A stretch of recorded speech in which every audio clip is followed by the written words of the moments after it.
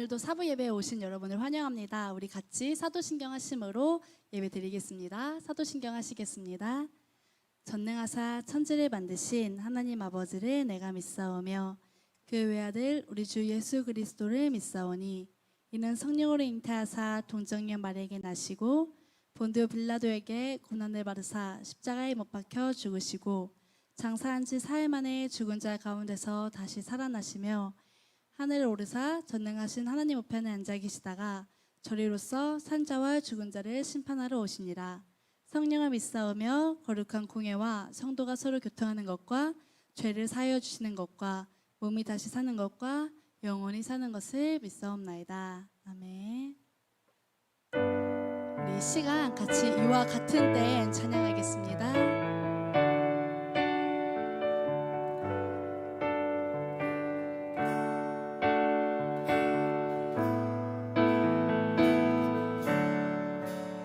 이와 같은 때에 이와 같은 때에 난 노래하네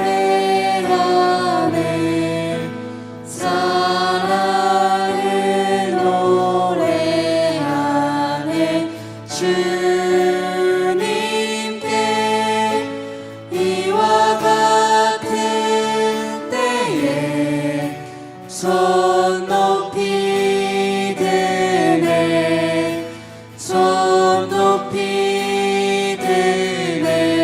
주님께 이와 같은 때에 난 노래하네 이와 같은 때에 난 노래하네 사랑을 노래하네 주님께 이와 같은 때에 손 높이 드네 손 높이 드네 주님께 주님 사랑해요 주님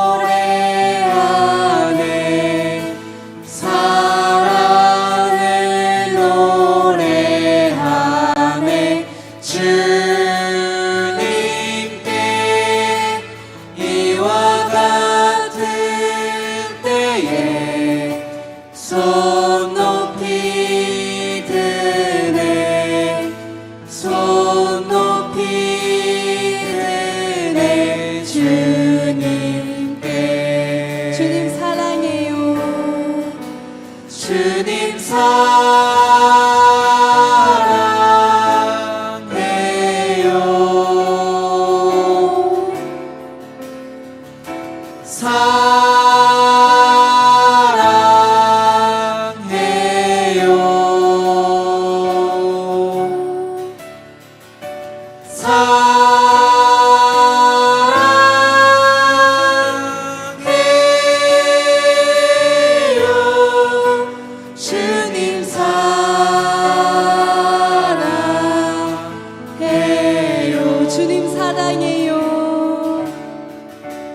주님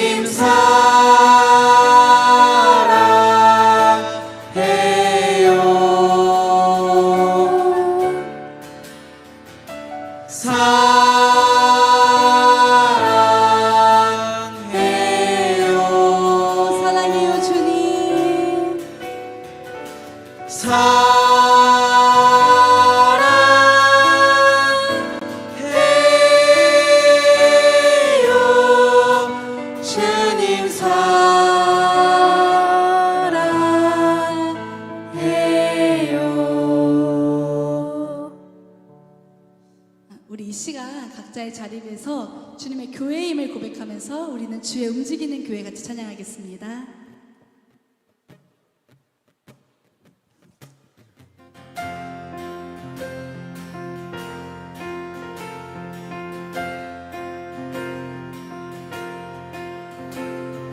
우리는 주의 움직이는 교회, 이곳은 주님을 위한 자리. 내가 기도하는 모든 땅 위에서 하나님 예배받은 그날을 고대하네. 우리는 주의 움직이는 교회, 우리는 주의 움직이는 교회, 이곳은 주님을 위한 자리. 내가 기도하는 모든 땅 위에서 하나님 예배받은 그날을 고대하네. 나의 노래로 주님의 성전을 지으리. 나의 노래로 주님의 성전을 지으리. 높임을 받으소서. 이스라엘 찬송 증거하신 주님은 거룩하십니다. 두 손 들어 주님의 보좌를 만들고 온 맘 다해 경배하리.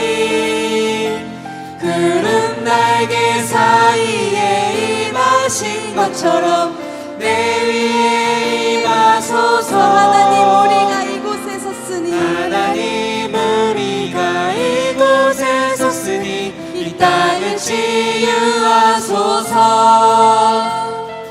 하나님 우리가 어디에 있든지 주를 높이리다. 열방들아 주님을 송축할지어다. 그 발 아래 힘 맞추라. 그 영원한 통치자 주 예수 그리스도, 그는 위대하신 왕. 다시 처음부터 찬양하겠습니다. 우리는 주의 움직이는 교회, 이곳은 주님을 위한 자리. 내가 기도하는 모든 땅 위에서 하나님 예배받은 그날을 고대하네. 나의 노래로 주님의 성전을 지으리. 높임을 받으소서. 이스라엘 찬송 증거하신 주님은 거룩하십니다.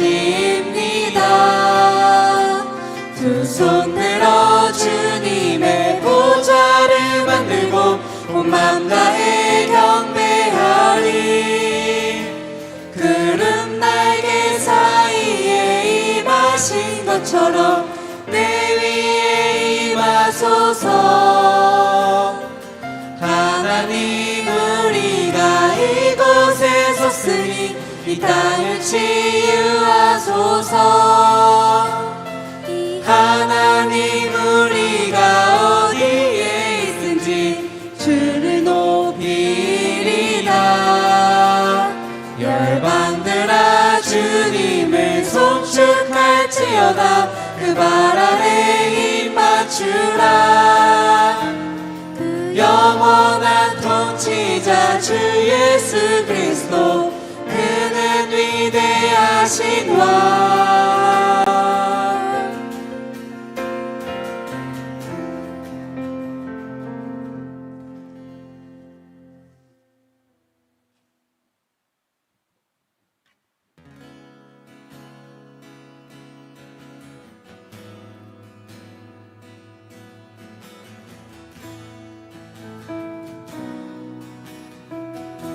우리 함께 기도해. 우리 함께 기도해. 주 앞에 나와 무릎 꿇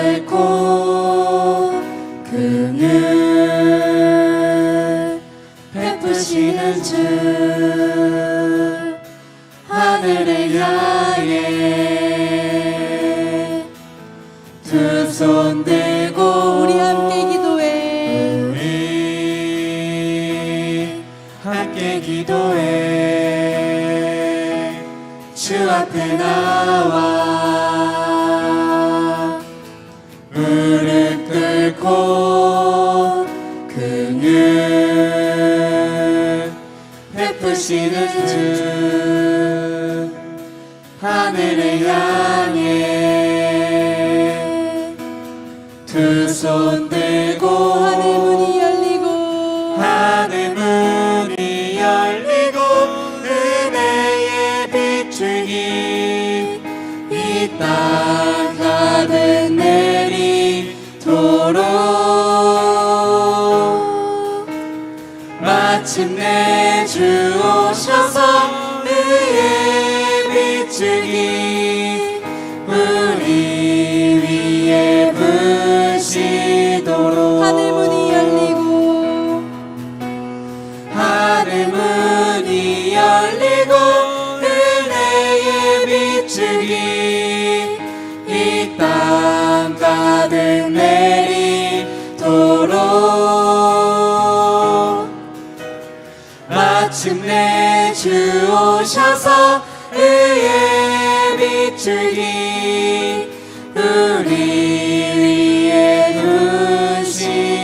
부시도록 우리 함께 기도해 우리 함께 기도해 주 앞에 나와 무릎 꿇고 긍휼 베푸시는 주 하늘을 향해 두 손 들고 하늘 문이 열리고 하늘 문이 열리고 은혜의 비추기 이 땅 가득 내리도록 마침내 주 오셔서 의의 비추기 우리 위에 부시도록 하늘 문이 열리고 하늘 문이 열리고 은혜의 비추기 이 땅 가득 내리도록 마침내 주 오셔서 의의 비추기 우리 위에 부시도록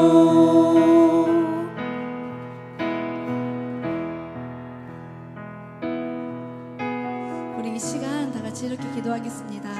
오늘 드려지는 이 예배 주님께 올려드리는 예배입니다. 주님, 저희들의 마음을 받아주시고 저희들이 주님을 예배하는 시간 될 수 있도록 도와주시옵소서.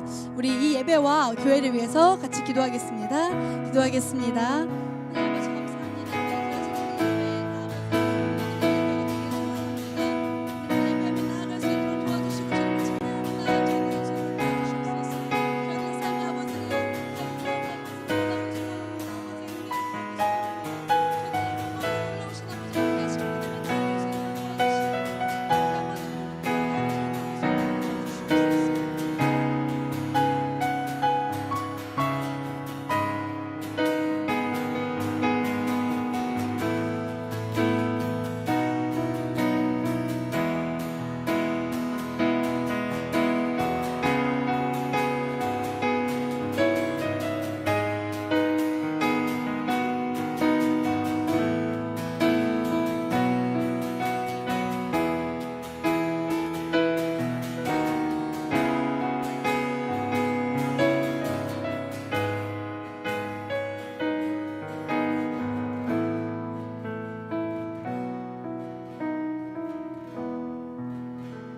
예수님의 이름으로 기도하였습니다. 아멘.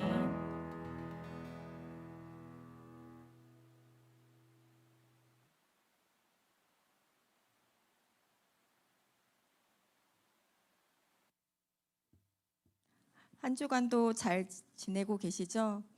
온라인 예배에서 얼굴이 온라인 예배여서 우리가 볼 수는 없지만 있는 곳에서 우리가 함께 예배하며 나아갈 수 있는 시간이 되었으면 좋겠습니다.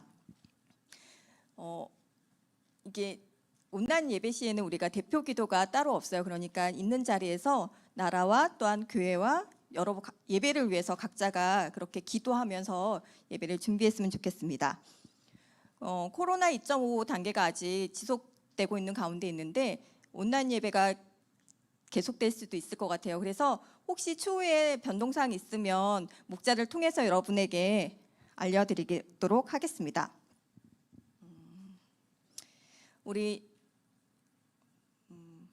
그리고 세 번째 광고가 있는데 우리 줌을 이용해서 이제 목장 모임을 하려고 해요. 근데 여기 목권 여러분의 참여가 필수적입니다.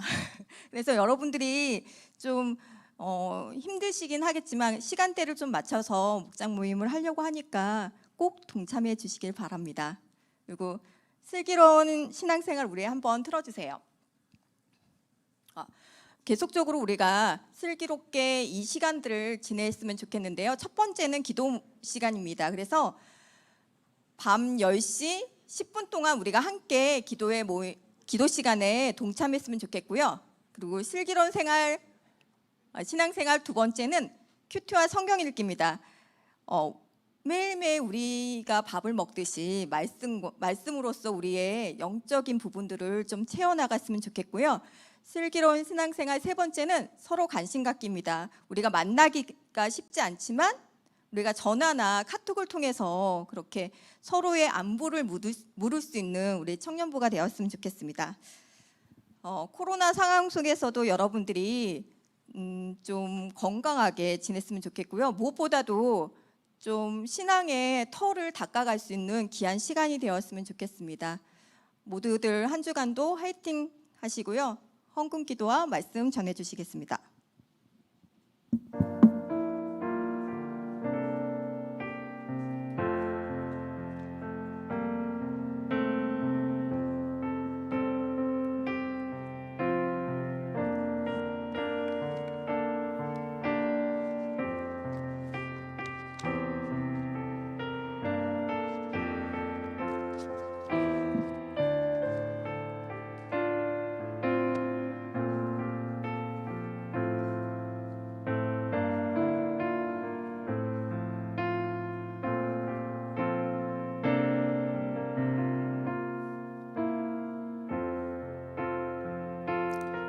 같이 기도하겠습니다. 사랑과 은혜의 하나님, 오늘도 우리를 예배 자리에 불러주시니 감사합니다.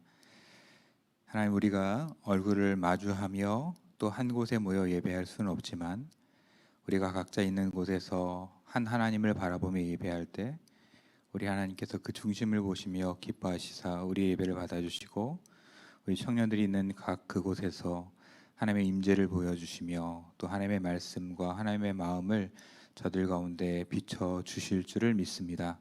하나님, 우리가 서로를 보지 못하고 또 서로의 모습을 정확히 알지 못하지만 한 마음으로 예배하는 청년부가 될 수 있도록 주님 도와 주시옵소서. 이 시간 주님 앞에 귀한 예물을 올려드립니다. 드려지는 물질을 기억하여 주시고 또 물질이 우리의 것이 아니라 하나님의 것임을 인정하는 이 태도와 이 마음을 늘 표현할 수 있도록 주님 도와 주시옵소서. 또한 주를 향하여 이런 마음을 가진 자들이 줄이거나 궁핍하지 않게 하여 주시고 저들에게 일용할 양식과 필요한 것들을 채워 주시기를 간절히 원합니다. 또한 저들의 삶을 통해서 저들이 거하는 학교와 직장과 가정과 모든 곳에서 하나님의 향기와 또 하나님의 은혜가 저들 통하여 흘러갈 수 있도록 또한 저들이 그곳에서 복의 근원이 될 수 있도록 우리 하나님 역사하여 주시옵소서. 오늘 이 시간 드리는 우리의 예배를 받아주시고 오직 하나님만 홀로 영광 받으시기를 원하며 예수님의 이름으로 축복하며 기도합니다. 아멘. 오늘 함께 보실 하나님의 말씀은 시편 34편 8절로 22절의 말씀입니다. 주보엔 조금 다르게 나갔는데요. 시편 34편 8절에서 22절의 말씀을 제가 봉독하도록 하겠습니다. 너희는 여호와의 선하심을 맛보아 알지어다. 그에게 피하는 자는 복이 있도다. 너희 성도들아 여호와를 경외하라. 그를 경외하는 자에게는 부족함이 없도다. 젊은 사자는 궁핍하여 줄일지라도 여호와를 찾는 자는 모든 좋은 것에 부족함이 없으리로다. 너희 자녀들아 와서 내 말을 들으라. 내가 여호와를 경외하는 법을 너희에게 가르치리로다. 생명을 사모하고 연수를 사랑하여 복받기를 원하는 사람이 누구뇨? 내 혀를 악에서 금하며 내 입술을 거짓말에서 금할지어다. 악을 버리고 선을 행하며 화평을 찾아 따를지어다. 여호와의 눈은 의인을 향하시고 그의 귀는 그들의 부르짖음에 기울이시는도다. 여호와의 얼굴은 악을 행하는 자를 향하사 그들의 자취를 땅에서 끊으려 하시는도다. 의인이 부르짖음에 여호와께서 들으시고 그들의 모든 환난에서 건지셨도다. 여호와는 마음이 상한 자를 가까이 하시고 충심으로 통회하는 자를 구원하시는도다. 의인은 고난이 많으나 여호와께서 그의 모든 고난에서 건지시는도다. 그의 모든 뼈를 보호하시며 그 중에서 하나도 꺾이지 아니하도다. 악이 악인을 죽일 것이라 의인을 미워하는 자는 벌을 받으리로다. 여호와께서 그의 종들의 영혼을 속량하시나니 그에게 피하는 자는 다 벌을 받지 아니하리로다. 아멘. 할렐루야.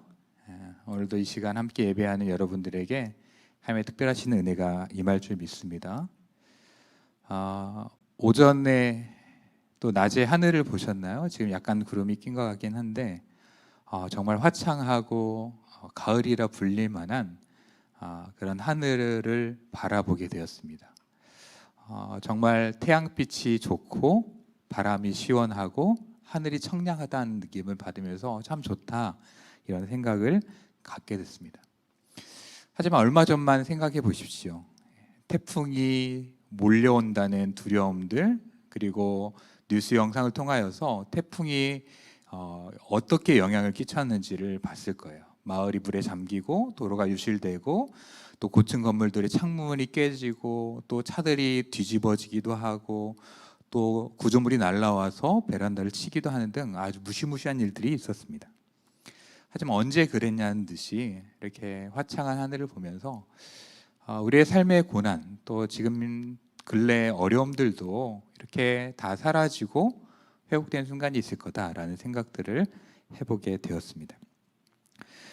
오늘 말씀은 어려운 때를 살아가는 우리에게 하나님의 은혜가 어떻게 주어지는가, 또 하나님의 은혜는 누구에게 수용이 되고 어떤 자들의 것인가라는 것을 우리가 말씀을 통하여 함께 살펴보고자 합니다.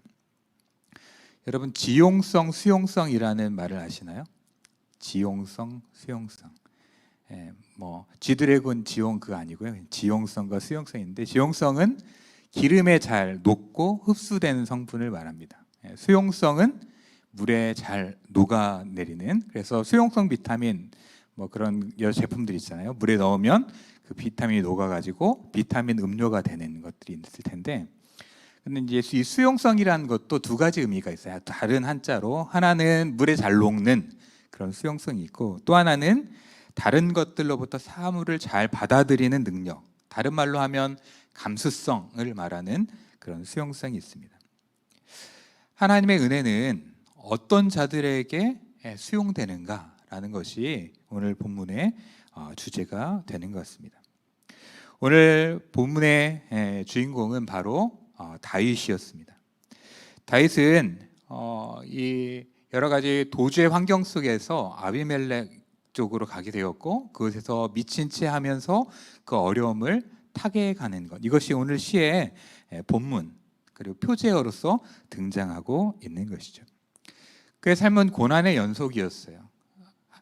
그 골리앗을 이기고 승리하고 또 사람들에게 환호받았던 것은 잠시이고, 그리고 하나님의 선지자 사무엘을 통하여서 기름 부음을 받고 장차 왕이 될 거라는 그런 소망의 기쁨이 있었던 것은 잠시였고, 이제 그를 시기하는 사울로 말미암아 온갖 고난과 어려움을 당하고 광야와 또 이방 땅을 전전긍긍하면서 그가 살아갔던 것이죠. 우리가 코로나 속에서 어려움을 당하고, 또 우리가 개인적으로 정서적으로나 경제적으로나 또 관계적으로나 또 여러 환경적으로 어려움이 있다고 하지만, 다윗이 경험했던 어려움에 비하면 결코 우리 것이 크다라고 이야기할 수 없을 것입니다. 그의 삶은 오랜 시간 동안 고난으로 점철되었고 또 어려움으로 점철되었던 것이죠. 하지만 그 가운데서도 그가 멸망하지 않고 그가 거기서 낙담하지 않고 그가 거기에서 무너지지 않고 결국 하나님의 언약을 따라서 왕이 되고 이스라엘을 통치하고 또 이스라엘을 부욕해 하고 이스라엘을 견고하게 세우는, 그리고 많은 사람들의 칭송을 받는, 또 많은 믿음의 사람들의 칭송을 받는 다윗이 될 수 있었던 비결은 바로 그 고난의 때, 어려움의 때, 태풍이 부는 인생의 그런 태풍의 눈에 있는 것 같은 그 중심의 삶에서 하나님을 잊지 않았던 것이죠. 그에게 어떤 은혜가 임했고 그의 어떤 태도 때문에 하나님의 은혜가 임했는지 함께 보기를 원하는데요. 우리가 읽었던 본문은 아니지만 1절부터 7절까지의 내용을 보면 하나님을 앙망하는 자에게 주어지는 그러한 은혜를 우리가 볼 수 있습니다. 4절에 보면 내가 여호와께 간구하며 내게 응답하시고 내 모든 두려움에서 나를 건지셨도다 라고 읽었습니다. 5절에 보니까 그들이 주를 앙망하고 광채를 내었으니 그들의 얼굴은 부끄럽지 아니하리로다 라고 얘기합니다. 더불어서 6절도 이렇게 얘기하죠. 이 공고한 자가 부르짖음에 여호와께서 들으시고 그의 모든 환난에서 구원하셨도다. 고난의 시간을 지나가며 또 태풍을 맞는 것과 같은 삶의 순간들을 지나가며 우리가 그 가운데서도 하나님의 은혜를 놓치지 않을 수 있는 첫 번째 태도와 방법은 바로 하나님을 앙망하는 것이죠. 하나님을 간구하는 것입니다. 하나님께 구하는 거예요. 내가 여호와께 간구하매 그가 내게 응답하셨다라고 말하고 있습니다. 내 삶의 어려움 속에서, 그 두려움 속에서 떨고 있을 때에 내 모든 두려움에서 나를 건지셨다라고 얘기하고 있죠. 일부의 두려움에서 건졌다가 아니라 모든 두려움, 그의 삶을 두르고 있는, 그의 삶을 압도하고 있는 모든 두려움과 근심과 어려움에서 자신을 하나님께서 건져주셨다라고 말씀하고 있습니다. 왜냐하면 하나님을 앙망했기 때문이죠. 6절로 다시금 반복되는데 이 곤고한 자가 부르짖음에 여호와께서 들으시고 그의 모든 환난에서 구원하셨다라고 말하고 있는 것이죠.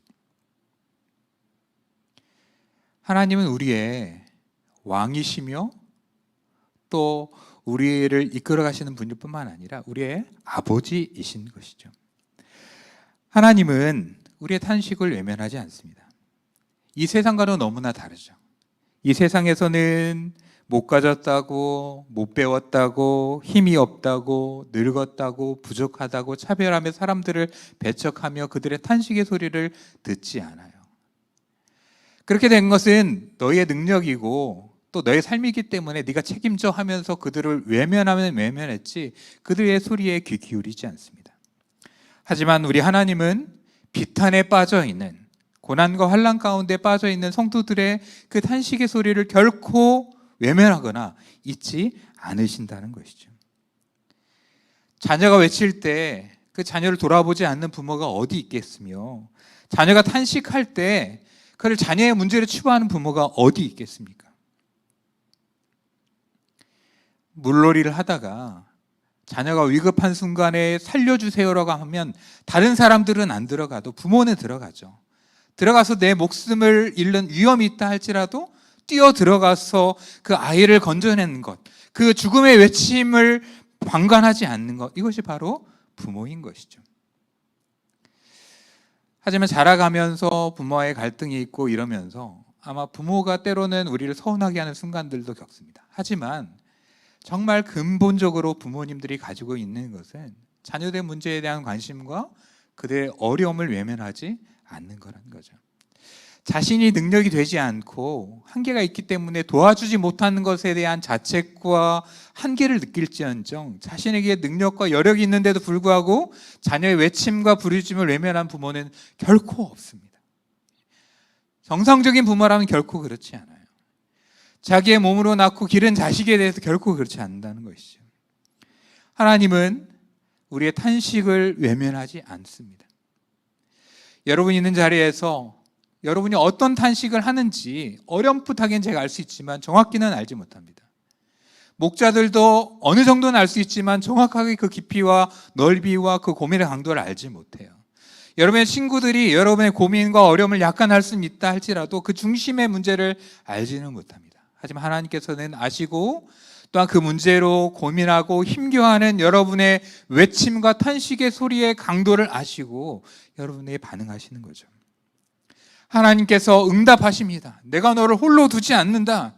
너의 상황을 내가 보고 있다라고 응답하시며, 또한 내가 부르짖을 때 그 부르짖는 소리를 듣고 어렵겠구나 공감만 하지 않으시고 그 환난 가운데서 건져 주신다는 것이죠. 하나님께서 이 코로나의 어려움 속에서 우리를 건져 주실 줄 믿습니다. 이 건져주는 방식은 두 가지일 거예요. 이 코로나를 종식하는 방식이 있을 것이고, 또 하나는 이 코로나 속에서도 오히려 우리가 기쁨과 평안함을 누리는 삶을 살아갈 수 있도록 우리의 마음과 생각을 새롭게 해주시는 그런 방식이 될 수 있습니다. 여러분이 가지고 있는 학업에 대한 고민과 진로에 대한 것들과 결혼이나 아니면 재정적인 것, 집에 대한 고민, 또 부모님과의 관계 속에서 또 여러분을 두르고 있는 많은 문제들이 있다 할지라도 그 문제로 인하여서 하나님 앞에 탄식하며 하나님 앞에 부르짖을 때 하나님께서 결코 외면하지 않으시며 들으신다는 것이죠. 우리는 소리 내야 돼요. 그냥 끙끙 앓고 있어도 하나님은 아시지만 우리가 이런 문제 가운데 있습니다 라고 우리 아버지께 얘기해야 돼요. 우리가 그러지 않아도 하나님께서 주권적으로 역사하시기도 하고 우리가 정말 그런 힘조차 없을 때 역사하시기도 하지만 우리가 소리를 내며 우리 아버지께 탄식하며 우리 아버지께 소리내며 도움을 구할 때 우리 하나님 결코 가만히 있지 않으신다는 것이죠. 온 교회적으로 이 코로나 속에서 우리의 신앙을 새롭게 하고 또 하나님이 원하시는 것을 하기 위해서 하는 여러 가지 것들이 있지만 첫 번째가 오늘 오전에 설교하시지만 10시가 되면 매일 밤 10시가 되면 10분 동안 하나님 앞에 기도하는 것입니다. 담임 목사님도 이해했지만 우리가 시간을 정하지 않으면 기도하는 것이 결코 쉽지 않아요. 어려움이 있을 때 약간은 기도할 수 있지만 시간을 정해놓지 않으면 어려움 속에서도 기도를 놓치기도 해요. 그 어려움의 정도가 약하거나 아니면 큰 어려움이 없으면 하나님 앞에 기도하는 것 결코 쉽지 않습니다. 하지만 코로나로 인해서 우리가 교회에 모일 수 없는 상황 속에서 온 교회적으로 매일 밤 10시에 적어도 10분은 기도하자라고 하는 것은 참으로 우리에게 좋은 기회. 하나님 앞에 외칠 수 있고 하나님 앞에 탄식할 수 있고 하나님 앞에 우리의 마음을 토로할 수도 있고 또한 그러한 우리에게 다가오시는 하나님을 경험할 수 있는 아주 좋은 시간이라고 생각이 되어집니다. 이번 주간에 한 지체가 좀 허리가 아프다는 그런 이야기를 했고 몇몇 사람들이 알게 됐습니다. 그래서 제가 잠시 후면 10시가 되는데 우리 그때 그 지체를 위해서 함께 기도하자라고 함께 얘기했고 저 역시도 기도했습니다. 그 기도가 어떻게 응답되었는지 모르겠지만 적어도 문제가 있는 지체의 그 문제를 가지고 나의 문제뿐만 아니라 다른 사람의 문제를 가지고도 하나님 앞에 나아가서 그가 육체의 고통으로 말미암아 탄식하는 문제를 하나님 앞에 해결해 달라고 기도하는 순간들이 있었고 너무나 좋았고 아마 여러 사람들이 함께 했다고 생각합니다. 바로 이렇게 하나님을 앙망하고 하나님께 구하며 하나님 앞에 토로하며 주께 말하는 자들이 하나님의 은혜를 얻게 되는 것이죠. 하나님을 붙잡는 자들, 하나님 앞에 탄식하며 고백하는 자들이 하나님의 은혜를 누리게 되어 있습니다. 그럼 두 번째로 어떠한 자들이 하나님의 은혜를 누리는가? 우리 9절 말씀 같이 한번 보겠습니다. 시작. 너희 성도들아 여호와를 경외하라. 그를 경외하는 자에게는 부족함이 어떠다? 없도다 라고 기록하고 있어요. 너희 성도들의 여호와를 경외하라. 그를 경외하는 자에게는 부족함이 없도다 라고 말하고 있다는 것이죠. 7절에서도 이와 유사한 또 앞부분과 연결되는 말씀을 이렇게 주시는데 여호와의 천사가 주를 경외하는 자를 둘러 진치고 그들을 건지시는도다 라고 얘기하고 있습니다. 여호와를 경외하는 자에게 부족함이 없고 여호와를 경외하는 자에게 하나님의 보호하심이 임한다는 것이죠. 하나님을 경외한다라는 것은 무엇입니까? 하나님을 경외한다는 것은 근본적으로 두려워한다라는 의미를 가지고 있지만 단순히 무언가를 막 무서워하는 그런 두려움이 아니라 정말 크고 놀라우신 하나님 앞에 내가 섰을 때 내가 아무것도 아니라는 것을 깨달으며 그 대단하신 하나님 앞에 우리 자신의 본질을 보면서 우리의 작음을 알고 그분의 크심을 바라보며 그 앞에 경외함으로 떠는 마음, 이것이 바로 하나님을 경외하는 것이죠. 하나님의 그 크심과 광대하심과 놀라우심 앞에 우리가 압도되는 마음, 이것이 바로 하나님을 경외하는 것입니다. 이렇게 경외하는 자에게 부족함이 없다고 얘기하는데, 이 부족함이 없는 것을 사람들에게 설명하기 위해서 10절에 이렇게 표현을 해요. 젊은 사자는 궁핍하여 줄을지라도 여호와를 찾는 자는 모든 좋은 것에 부족함이 없으리로다. 9절과 10절에서 부족함이 없다는 표현이 반복해서 나오잖아요. 그래서 이 9절을 한 번 더 설명해 주는 거예요. 쉬운 말로 그 당시 배경 속에 설명을 해주는 겁니다. 젊은 사자는 궁핍하여 줄일지라도 여호와를 찾는 자는 모든 좋은 것에 부족함이 없으리로다. 이것은 뭐냐면 대조를 통해서 더 강조를 하는 거죠. 젊은 사자는 어떤 사자를 얘기하냐면 암사자를 이야기합니다. 통상적으로 사자 무리는 암컷 중심이 되고 숫사자가 사냥하지 않고 암컷들이 무리를 지어서 사냥하고, 이 암사자들, 정말 생기 넘치는 가장 생애 정점에 있는 사자들이 함께 사냥을 하면 결코 사냥에서 실패하지 않습니다. 그런데 10절에 뭐라고 얘기해요? 그렇게 가장 정점에 있는 사자들이 먹이를 찾지 못하는 일이 설령 발생할 수도 없지만 발생할 수 있다 할지라도 하나님을 찾는 자에겐 결코 그런 일이 없다는 거예요. 그러니까 동물 중에서 사냥을 가장 잘하는 암사자 무리들이 사냥에 실패할 일도 없지만 설령 그런 일이 있다 할지라도 하나님을 찾는 자가 실패하는 일은 있다 없다? 절대 없다라는 것이죠. 하나님을 경외하는 자에게는 결코 부족함이 없다는 것을 그 시대 배경 속에서 이렇게 말씀하고 있다라는 것입니다. 그러면 하나님을 경외한다는 것에 대한 느낌은 알겠는데 보이지 않는 하나님을 어떻게 경외할 수 있을까요? 그럼 하나님 경외하시죠? 라고 물어보면 뭐라고 대답할까요? 하나님 경외하시죠? 하나님 경외하세요? 경외 안 하세요? 아니, 그러면 안 되는데. 하나님 경외하시죠? 하면 경외한다고 할게요. 그러면 하나님을 경외한다는 것은 구체적으로 어떤 것을 의미할까요? 어떻게 보이지 않는 하나님을 경외할 수 있을까요? 그래서 시인은 이렇게 얘기해요. 11절에 너희 자녀들아 와서 내 말을 들으라. 내가 여호와를 경외하는 법을 너희에게 가르치리라. 시인은 친절하게 이야기합니다. 하나님을 경외하는 자가 부족함이 없다는 거 알지? 그러니까 너 하나님을 경외하고 싶지? 그러면 내가 어떻게 하나님을 경외하는지 알려줄게 라고 말합니다. 그러고 바로 이야기하잖아요. 하나님을 경외하는 법은 13절과 14절인데 그 아래 한 번 더 강조하는 얘기를 합니다. 하나님을 경외하는 자는 생명을 사모하고 연수를 사랑하여 복받는 사람인데 그 사람들이 어떻게 하는지를 내가 가르쳐줄게. 두 번에 걸쳐서 하나님을 경외하는 자는 이러한 은혜를 누리는데 어떻게 하는 것이 하나님을 경외하는지 내가 알려줄게 라고 설명한 후에 13절과 14절을 통해서 하나님을 경외하는 법을 설명하기 시작합니다. 우리 먼저 13절 말씀 한번 같이 읽어보겠습니다. 시작. 내 혀를 악에서 금하며 내 입술을 거짓말에서 금할지어다. 아멘. 첫 번째 하나님을 경외하는 건 뭡니까?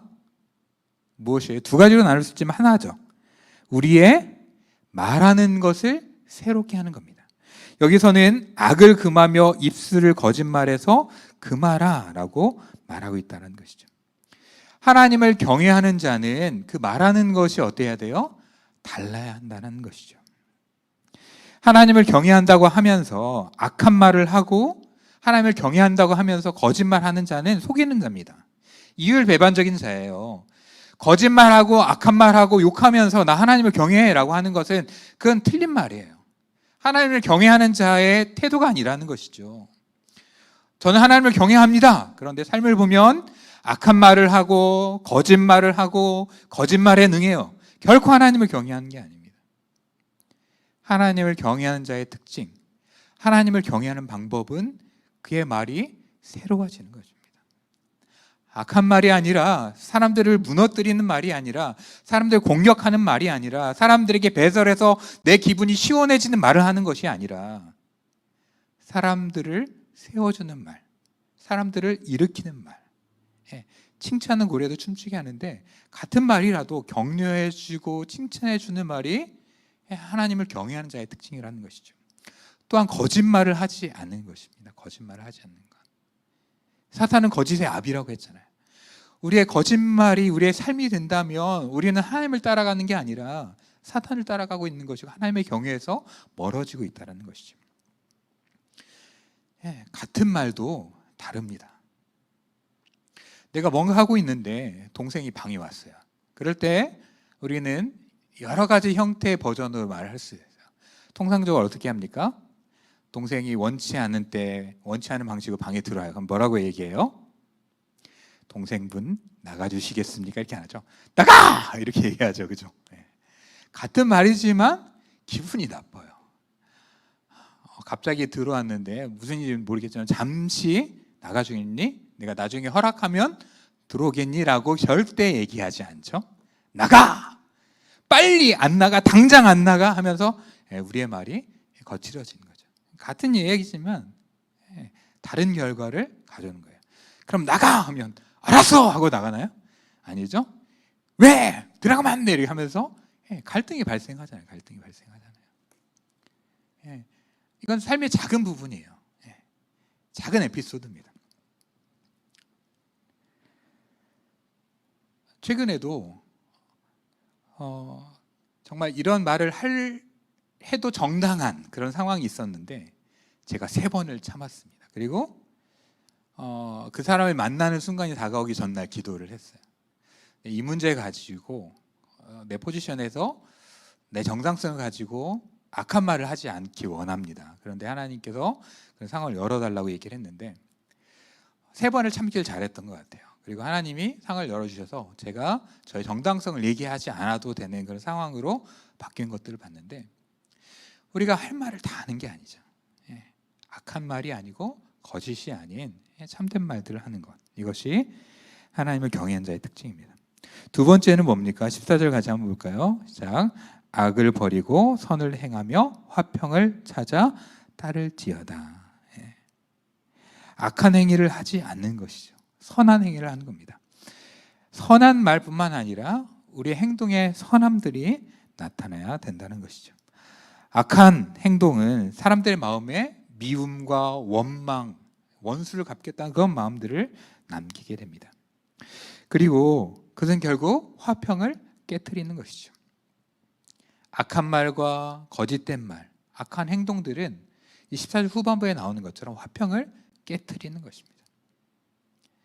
화평을 깨트리는 자는 하나님을 경외하는 자가 아니라는 것이죠. 마태복음에 보면 화평케 한 자는 복이 있나니 저희가 하나님의 아들이라 일컬음을 받을 거라고 얘기했어요. 하나님을 경외한 자는 화평을 만들어가는 것이죠. 하나님을 경외한다는 것은 보이지 않는 하나님을 향한 예배와 기도의 형태도 있지만 하나님을 진심으로 경외하는지는 다른 사람과의 관계를 통하여 볼 수 있음을 시인은 우리에게 이야기하고 있습니다. 여러분이 다른 사람과 어떠한 관계를 맺고 어떠한 말을 하고 어떠한 행동을 하는지가 하나님을 경외하는 시금석이 된다는 것이죠. 그럼 이렇게 질문할 수도 있어요.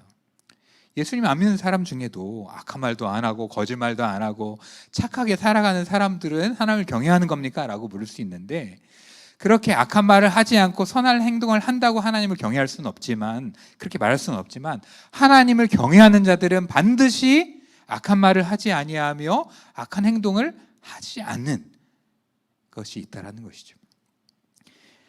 하나님을 경외하는 자들이 되기 원하고 그 경외함의 모습으로 우리의 삶 가운데 우리의 말 가운데 악한 것들이 사라져가길 바랍니다. 코로나가 지속되고 우리가 민감해질수록 예전보다 더 쉽게 악한 말들과 또 악한 행동들을 하기가 쉬워요. 특별히 가까이 있는 사람들에게 그런 경우가 많습니다. 가족들에게 또 편한 직장 동료들에게 친구들에게 그럴 수 있다는 것이죠. 또 교회의 믿음의 지체들에게. 그런데 그렇게 하는 것은 어떻습니까? 사람들 공격하고 감정의 앙금이 남게 하고 그들과의 화평을 깨트리는 것이죠. 주님께서 하나님과의 화평, 또 이웃과의 화평을 위해서 이 땅 가운데 오셨는데, 그런 주님의 길을 따라가는 것이 바로 하나님을 경외하는 것이고, 화평의 주님과는 다른 길을 걷는다는 것은 아무리 자신이 하나님을 경외한다고 얘기해도 하나님을 경외하지 않는 것이며, 그의 삶에는 하나님께서 주시는 생명과 그리고 복이 임할 수 없다는 것입니다. 하나님을 경외하는 마음으로 악한 말을 하지 아니하며 정직하게 이야기하며 악한 행실을 하지 아니하고 사람들 세우는 선한 행위를 하는 자들에게는 생명과 복이 임하게 된다라는 것이죠.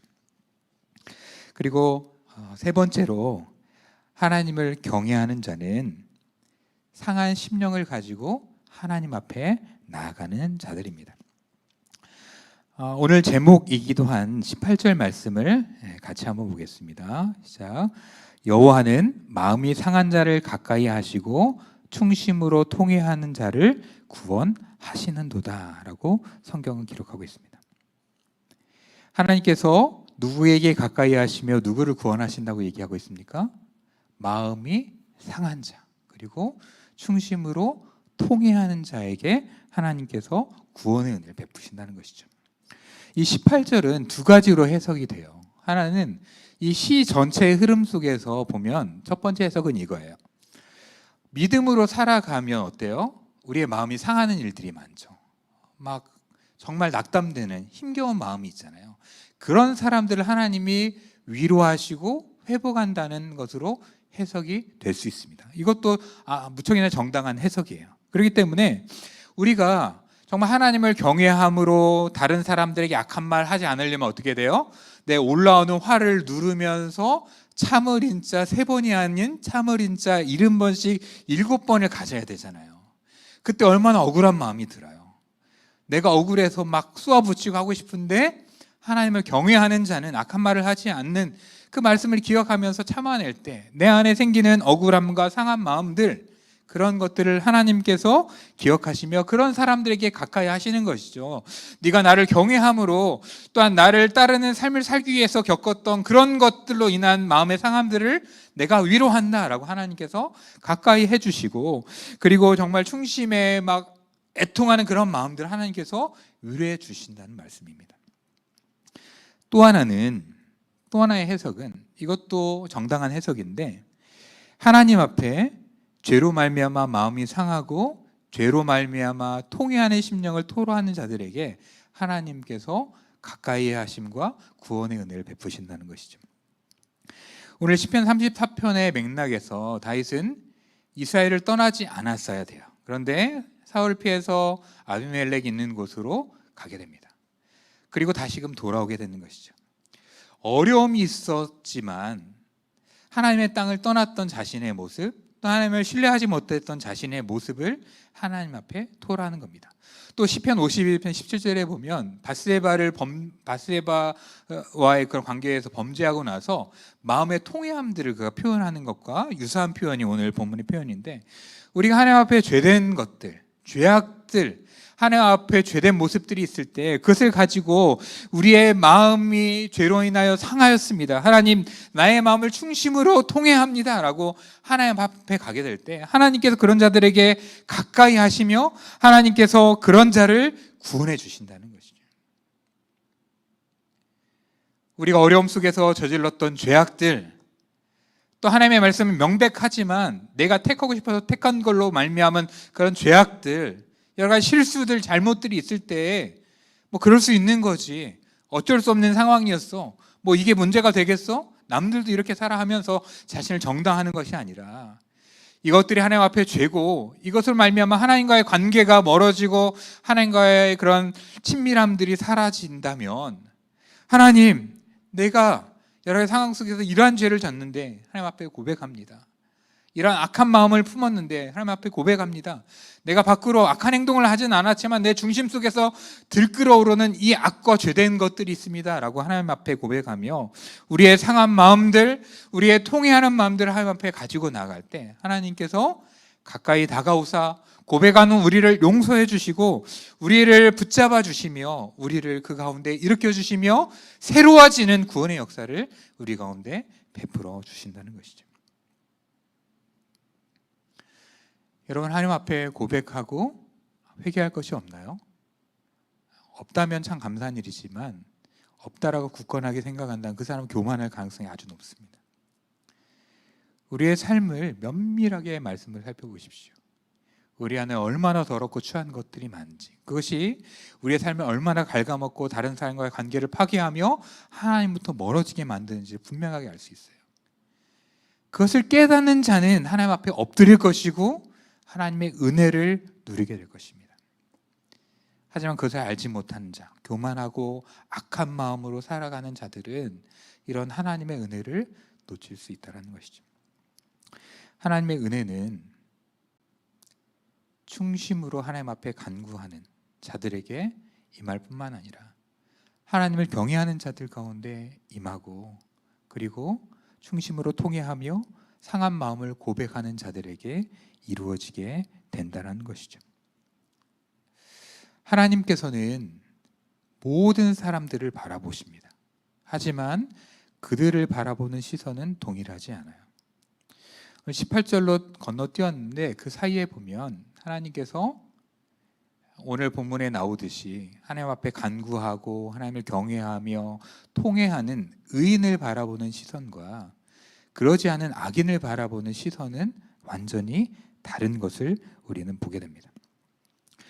우리 15절에 보면 여호와의 눈은 의인을 향하시고 그의 귀는 그들의 부르짖음에 귀 기울이시는 도다라고 되어 있죠.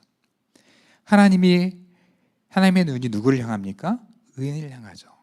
정결함을 얻은 사람이 아니라 오늘 본문에 기초하면 어려움 속에서 하나님 앞에 간구하고 하나님을 경외하기를 원하는 마음으로 살아가며 하나님 앞에 충심으로 통회하는 자들이 의인입니다. 이런 자들을 하나님께서 어떻게 해요?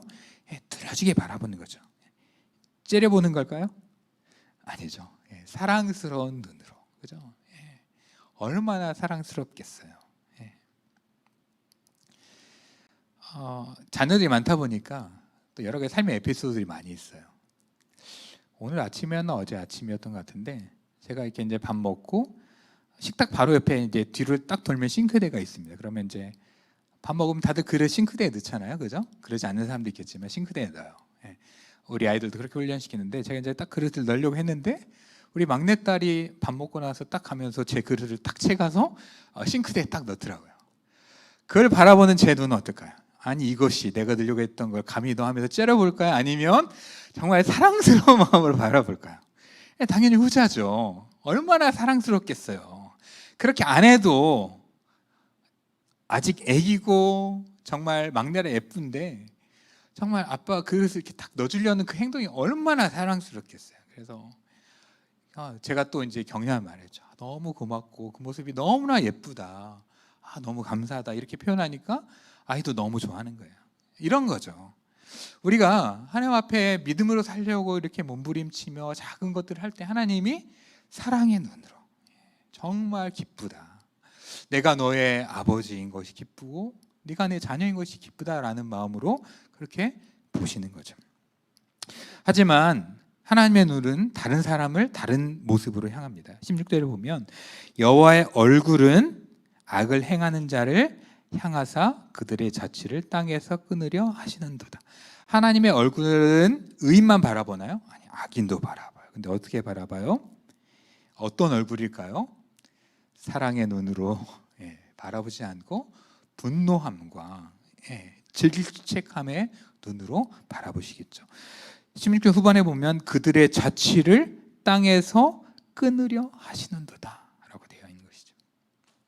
악인들은 이 땅에서 하나님의 진노를 받지 않는 경우도 있습니다. 하나님의 일반 은총으로 그래 이 땅에서는 그냥 호의호식하고 무난하게 살아라, 아니면 오히려 더 장수해라 라고 하나님 허용하시기도 할 수 있어요. 하지만 영원한 심판 앞에서 그들의 기쁨과 즐거움은 잠깐이며 그들의 고통은 영원합니다.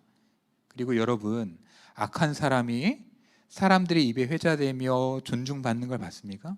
그러지 않죠. 나중에 뭐해요? 죽으면 죽기를 잘했다라고 하고 그들의 이름은 다 지워지게 되고 오히려 안 좋은 자들의 샘플로서 회자하게 되는 것이죠. 그죠? 하나님께서 그들의 자취를 땅에서 다 끊어버리려는 거예요. 이 땅에서는 되게 힘이 있고 능력이 있는 것 같았지만 그들 자체가 모두 다 사라지게 만듭니다. 의로운지 악한지는 모르겠지만 여러분 대기업 재벌들 보십시오. 그들이 살아있을 땐 대단했지만 죽으면 그들의 이름을 기억하지 못해요. 롯데타워 바라볼 때마다 신격호 회장이 떠오르지만 점점 그의 이름은 사라질 거예요. 이건희 회장이나 이병철 회장, 당대에는 대단한 사람들이었지만 지금은 특히 이건희 회장 같은 어떻게 되는지 알지 못하고 사람들이 기억하지 않습니다. 그가 선한지 악한지 제가 판단하지 않습니다. 세상에 대단했던 사람들도 시간이 갈수록 사라져가요.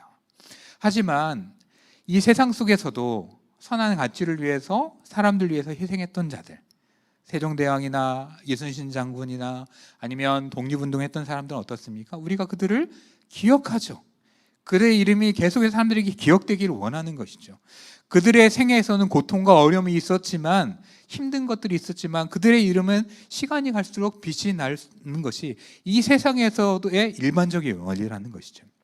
하지만 하나님 앞에서는 하나님을 향하여 믿음으로 살아가는 자들은 하나님께서 기억하시고 보호하시며 그들에게 영원한 하나님의 약속과 생명을 주시지만 악한 자들은 그들의 이름이 완전히 지워지도록 그리고 이 땅에서 어떨지 모르지만 영원한 심판을 받도록 하나님께서 만들어 가신다는 것입니다. 그런데 우리가 기억해야 될 게 하나가 있습니다. 이렇게 하나님 앞에 갈망하고 또 하나님 앞에 간구하고 하나님을 경외하려고 몸부림치고 우리의 죄됨을 통회하는 우리에게는 그러면 항상 햇빛이 비치는 파도가 잔잔한 그런 삶이 우리 가운데 주어질 것인가? 우리 현실은 그렇지 않을 수 있다라고 시인한 얘기예요. 우리 19절을 같이 보겠습니다. 의인은 고난이 어때요? 고난이 적으나 이렇게 하면 좋겠죠. 근데 의인은 고난이 많으나 여호와께서 그의 모든 고난에서 건지시는도다 라고 기록하고 있습니다. 의인에게 고난이 많아요, 적어요? 적기를 원하지만 성경은 많다라고 얘기합니다. 바울은 복음과 함께 고난받으라 라고 얘기하고 있습니다. 우리가 믿음으로 사는 삶을 살아가면 고난은 필수적입니다. 믿음 때문에 주어지는 고난이 있습니다. 또 하나님께서 우리를 다듬어 가시기 위한 그런 고난들이 있다는 것이죠. 하지만 고난은 고난으로 끝나지 않고 하나님께서 그 고난에서 우리를 건지실 뿐만 아니라 고난을 통해 우리를 만들어 가십니다. 이번에 태풍이 3개나 지나가면서 한반도를 강타했습니다. 태풍은 정말 무서운 거예요. 우리는 그것을 간접적으로 느꼈지만 부산이라든가 동해안에 있는 사람들은 정말 실감했을 것입니다. 제가 거기 있었다면 아마 정말 태풍 앞에서 두려움에 떨었을지도 몰라요. 자, 그럼 여기서 질문입니다. 그럼 태풍은 사람들에게, 인류에게 안 좋기만 할까요? 태풍은 고층 건물의 창문들을 다 부숴버렸습니다. 태풍은 다리가 무너지게 만들었습니다. 태풍은 아파트 옹벽이 무너져서 토사가 흘러내리도록 만들었고 태풍은 농경지를 다 침수시켜 버렸어요. 태풍은 제주도에 1000톤이나 되는 쓰레기를 해변가에 안겨다 줬어요. 여러분, 태풍은 나쁜 것이죠. 안 좋은 것이죠.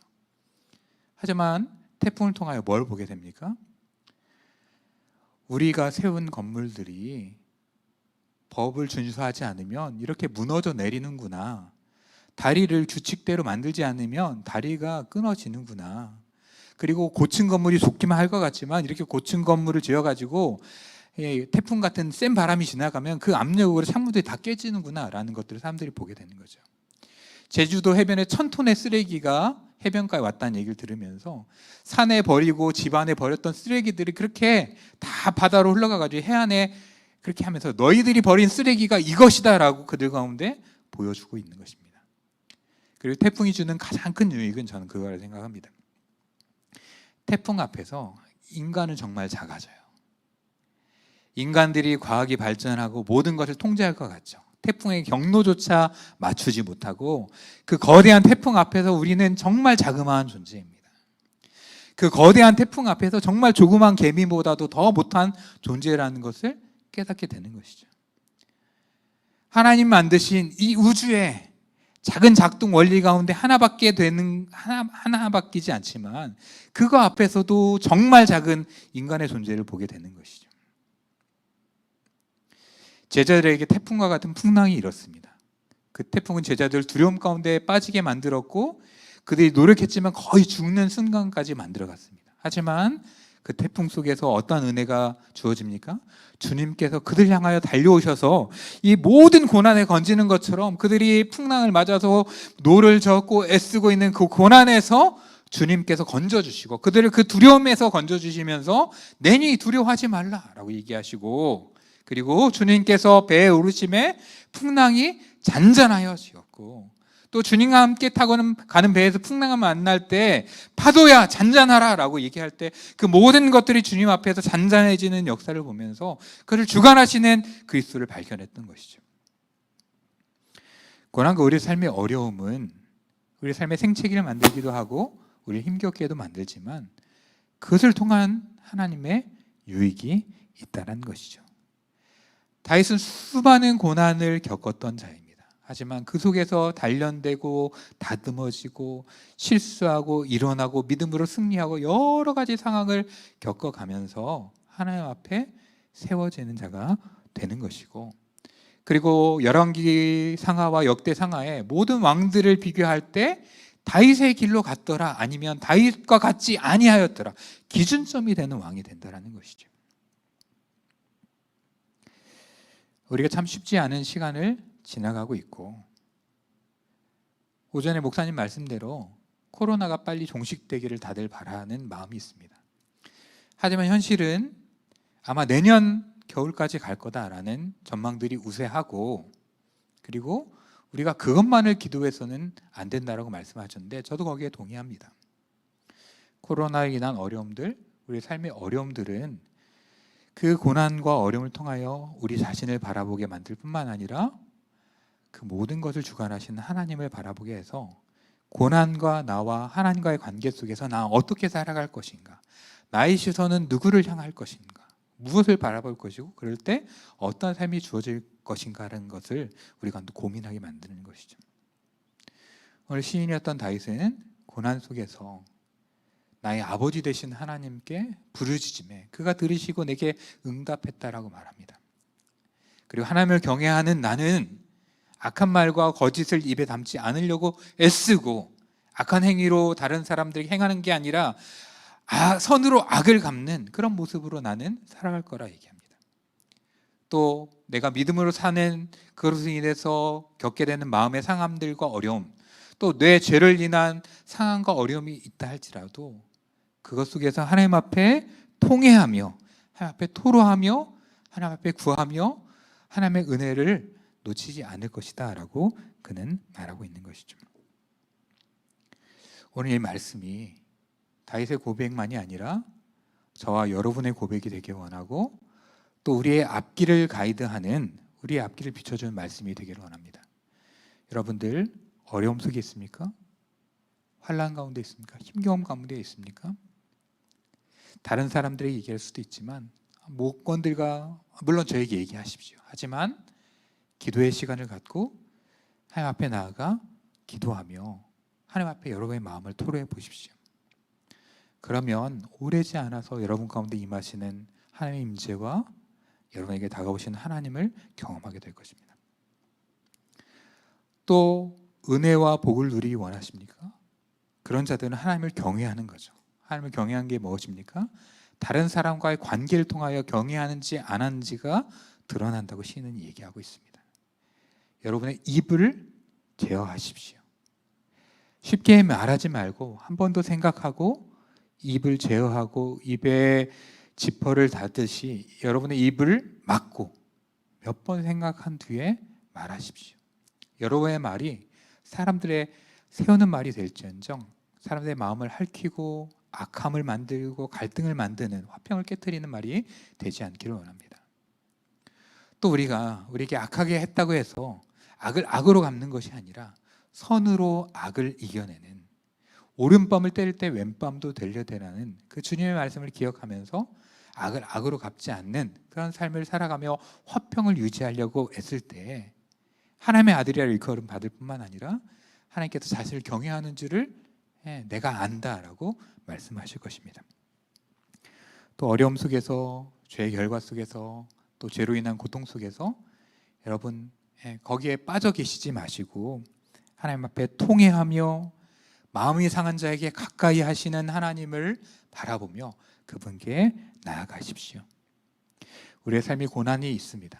고난이 많다고 성경은 말합니다. 하지만 하나님께서 그 고난 가운데 우리를 구원하신다라고 분명하게 말씀하고 있습니다. 우리 삶에 고난이 있지만, 우리 삶에 태풍과 폭풍이 있지만 그 가운데서도 평안하며 그 가운데서도 하나님의 뜻을 구할 수 있는 것은 우리가 믿는 하나님이 어떠한 분인 줄 알고 우리를 그 가운데 내버려 두지 않는 하나님을 우리가 알기 때문이라고 믿습니다.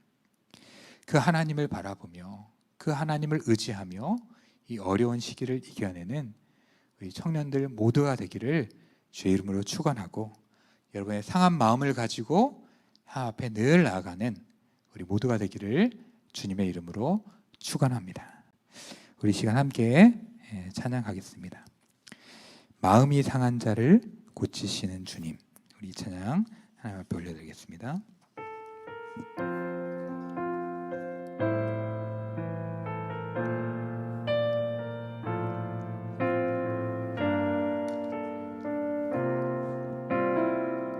마음이 상한 자를, 마음이 상한 자를 고치시는 주님, 하늘의 아버지 날 주관하소서. 주의 길로 인도하사 자유케 하소서. 새 일을 행하사 분케 하소서. 의에 줄이고 목이 마르니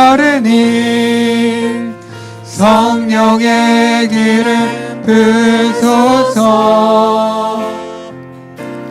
의에 줄이고 목이 마르니 내 잔을 채워 주소서. 마음이 상한 자를 한 번 더 찬양합니다. 마음이 상한 자를 고치시는 주님, 하늘의 아버지 날 주관하소서. 주의 길로 인도하사 자유케 하소서. 새 일을 행하사 분케 하소서. 의에 줄이고 목이 마르니 성령의 기름 부소서. 의에 줄이고 목이 마르니 내 잔을 채워 주소서. 성령으로 채우사, 성령으로 채우사 주 보게 하소서. 주의 임재 속에 은혜 알게 하소서. 주 뜻대로 살아가리 세상 끝날까지. 나를 믿으시고 새날 열어주소서. 의에 줄이고 목이 마르니 성령의 기름 부소서. 의에 줄이고 목이 마르니 내 잔을 채워 주소서. 의에 줄이고 의에 줄이고 목이 마르니 성령의 기름 부소서. 의에 줄이고 목이 마르니 내 잔을 채워 주소서. 의에 줄이고 목이 마르니 성령의 기름 부소서. 의에 줄이고 목이 마르니 내 잔을 채워 주소서. 우리 시간 진심한 마음으로 함께 기도하기를 원합니다. 오늘 말씀을 기억하면서 찬양을 기억하며 함께 기도하기 원하는데요, 저의 마음도 그렇고 여러분의 마음도 그렇다고 생각돼요. 우리의 상한 마음이 있습니다. 코로나로 인해서 뿐만 아니라 여러 가지 상황 속에서 우리의 마음이 상하고 우리의 마음이 흔들려 가는데, 하나님 그 가운데서 우리를 고치시며 우리의 외침과 우리의 탄식을 들어주시며 우리 가운데 가까우시는 하나님을 경험할 수 있게 하여 주시옵소서. 태풍 가운데 풍랑 가운데 있는 사람들에게, 제자들에게 찾아가셨던 주님께서 우리에게 찾아오서 우리를 건져 주실 줄 믿습니다. 하나님, 우리가 주의 말씀을 붙들고 이 땅을 주를 경외함으로 그 경외함을 사람들과의 관계 속에서 보이며 살아갈 수 있게 하시고, 그 가운데서 겪는 마음의 상함들, 또 우리의 죄로 인한 마음의 상함들 하나님 앞에 고백하오니 우리를 건져 주시옵소서. 의인은 고난이 많으나 여호와께서 그 모든 고난에서 건지신다고 얘기하셨는데, 하나님 우리를 건져 주시옵소서. 나를 건져 주시고 우리 목원들을 건져 주시고 육신의 고통과 정신적인 고통과 가정의 고통과 많은 고통들 가운데 있는 자들을 하나님 건져 주시옵소서. 우리의 상한 마음을 치료하여 주시옵소서. 이 시간 주의 이름을 간절히 소망하며 함께 기도하겠습니다. 같이 기도합니다. 사랑과 은혜의 하나님 아버지, 주님 우리를 도와주시옵소서. 우리 가운데 주의 은혜를 베풀어 주시옵소서. 우리의 마음이 상해 있습니다. 하나님, 우리의 마음이 우리의 죄로 인하여 상하기도 하고 코로나로 인하여 상하기도 하며 우리의 가정의 환경으로 인하여 상하기도 하고 사람들과의 관계 속에서 상하기도 하며 여러 가지 모습으로 상해 있는데, 하나님 아버지 우리의 상한 마음을 고쳐 주시옵소서. 하나님 아버지 성령으로 채우사 하나님을 보게 하여 주시며 하나님의 임재 속에서 살아갈 수 있도록 주님 도와 주시옵소서. 어려움 가운데 있는 나를 건져 주시옵소서. 의인에게 고난이 많지만 그 모든 고난에서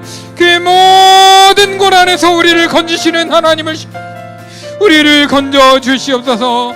나뿐만 아니라 우리 목원들과 우리 청년들 겪고 있는 어려움과 고난 속에서 건져 주시옵소서. 육신의 고난에서 건져 주시옵소서. 정신적인 고난에서 건져 주시옵소서.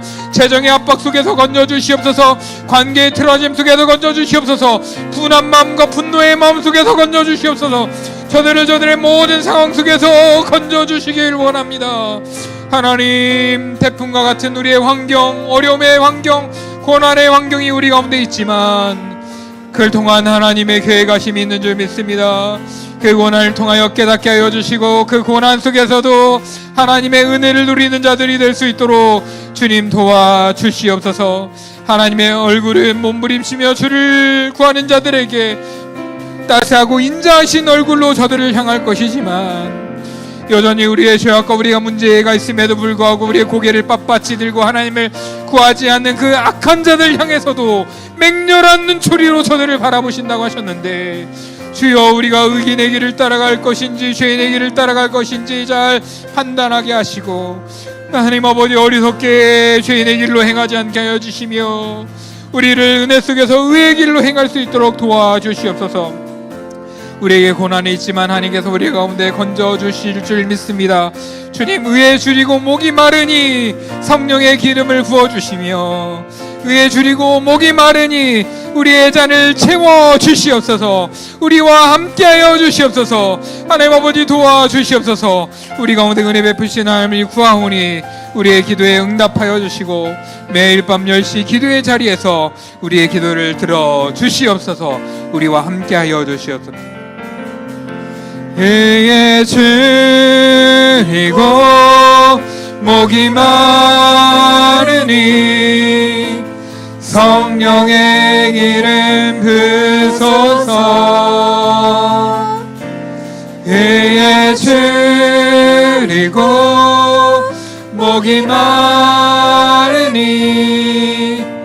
내 잔을 채워 주소서. 의에 줄이고 목이 마르니 성령의 기름 부소서.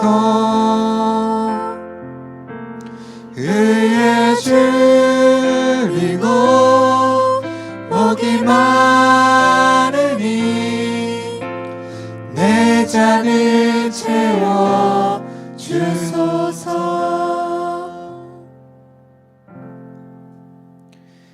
마음이 상한 자를 고치시는 주님, 하늘의 하나님, 우리의 고난과 어려움 속에서 주를 바랍니다. 하나님, 의에 줄이며 하나님의 은혜가 필요한 우리에게 하나님 아버지 은혜를 채워주시며 은혜를 충만케 하여 주시며 우리를 그 고난 가운데 건져 주시옵소서. 성령의 충만함을 우리 가운데 허락하여 주시옵소서. 하나님 아버지 의에 줄이고 목이 마르니 우리의 잔을 채워 주시옵소서. 성령으로 채우사 주의 임재 속에서 하나님의 은혜를 알게 하여 주시며 주의 길로 행하며 주의 뜻 가운데 살아가는 우리 믿음의 청년들이 될 수 있기를 간절히 원합니다. 하나님의 은혜는 환경 속에서 주어지는 것이 아니라 환경을 뛰어넘고 특별히 고난 가운데 어려움 속에서도 하나님을 앙망하며 하나님을 향하여 탄식하며 하나님을 부르짖는 자들에게 임할 줄 믿습니다. 또 어려움 속에서도 믿음으로 살기 위하여 분투하며 하나님을 경외함을 다른 사람들과의 관계 속에서 보이며 믿음으로 살아간 자들에게 그 은혜가 주어지는 줄을 믿습니다. 또한 아버지 상하고 찢겨진 마음을 가지고 하나님 앞에 통회하며 또 우리의 죄로 인하여서 상하고 통회하는 심령으로 주님께 나아가는 자들에게 그 은혜가 주어지는 줄을 믿습니다. 하나님, 그 놀라우신 은혜를 우리 청년들 한 사람 한 사람에게 부어주시고 은혜를 베푸사 이 어려움의 시기를 잘 이겨내게 하시고 오히려 이 어려움의 시기, 태풍의 시기, 환난의 시기를 통하여 우리가 더욱더 믿음의 사람으로 정금같이 나올 수 있도록 도와주시며 이 어려움의 시간을 통하여 하나님께서 원하시는 것들을 잘 깨달아 그의 길로 행하는 자들이 될 수 있도록 주님 도와주시옵소서. 어려울수록 기도하게 하시고 어려울수록 말씀의 자리에 가게 하시며 어려울수록 서로에게 연락하며 함께 공동체성을 누려가는 우리가 될 수 있도록 주님 도와주시옵소서. 의인은 고난이 많으나 여호와께서 그 모든 고난에서 건져주실 줄 믿사오니 주여 우리를 건져주시며 하나님의 은혜 속에서 주의 임재 속에서 풍랑을 잔잔케 하시는 하나님의 평강이 우리 가운데 주어질 수 있도록 주여 은혜를 베풀어 주시옵소서. 이제는 우리의 생명의 근원 되시는 우리 주 예수 그리스도의 은혜와 하나님 아버지의 무한하신 사랑과 성령님의 감화 감동 역사하시며 교통하시며 충만하신 은총이 어려운 풍랑 속에서도 고통의 시간 속에서도 주를 바라며 주의 은혜를 구하는 이 시간 머리 숙인 모든 청년들과 예배하는 귀한 청년들뿐만 아니라 여러 가지 사정 속에서 예배하지 못하지만 하나님의 은혜가 충만한 필요한 모든 청년들과 저들의 가정과 저들의 걸어가는 삶의 걸음걸음과 우리 청년부와 우리 교회와 또 이 땅의 모든 주의 백성들과 우리 국민들 위해 이제로부터 영원히 항상 함께 있을지어다. 아멘.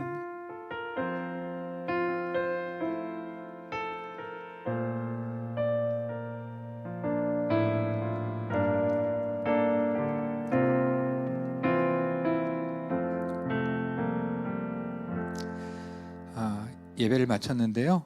우리 서로 보이지 않지만 서로를 향한 텔레파시를 쏜다라는 느낌으로 저를 3번만 따라 하시면 좋겠습니다. 말씀의 자리에서 만나요 제발 한번 얘기하시죠. 자, 오늘 밤 10시 기도의 자리에서 만나요 제발 한번 하시죠. 예, 우리 카톡과 줌에서 만나요 제발. 네, 말씀의 자리에서 기도의 자리에서 우리가 교제할 수 있는 자리에서 함께 만나며 또 한 주간도 승리하는 우리 청년들 되기를 바랍니다. 한 주간 승리하세요.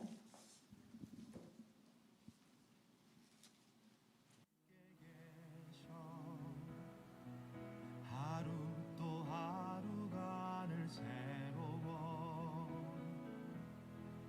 주께서 밝히신 작은 촛불이 어둠을 헤치